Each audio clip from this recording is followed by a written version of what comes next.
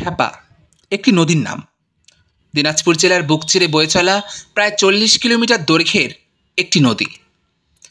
ক্ষুদ্রতম নদীটি করতোয়া আত্রাই নদীর একটি প্রশাখা। আদমরা নদীটিতে প্রাণের সঞ্চার ঘটায় বর্ষা। এই নদীর অপরূপ সৌন্দর্য নিতে আপনাকে প্রথমে যেতে হবে হাজী মোহাম্মদ দানেশ বিজ্ঞান ও প্রযুক্তি বিশ্ববিদ্যালয়।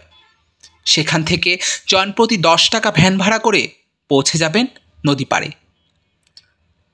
প্রথমেই দেখতে পাবেন নদীর পাশে থাকা গা ছমছমে একটি শ্মশান ঘাট।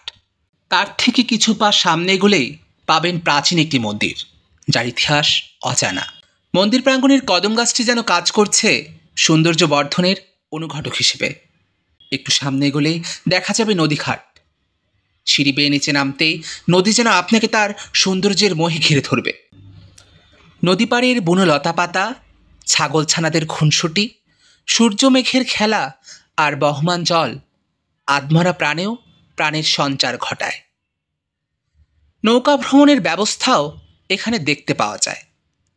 প্রাচীন কান্তজিন মন্দিরও এই নদী তীরে অবস্থিত, তাই এর রয়েছে ঐতিহাসিক গুরুত্ব।